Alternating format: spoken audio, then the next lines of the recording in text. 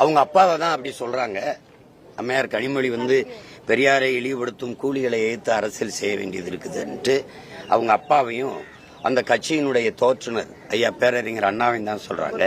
ஏன்னா நான் பெரியாரை இழிவுபடுத்தல, பெரியார் என்ன பேசியிருந்தாரோ எழுதியிருந்தாரோ அதை எடுத்து பேசுறேன்.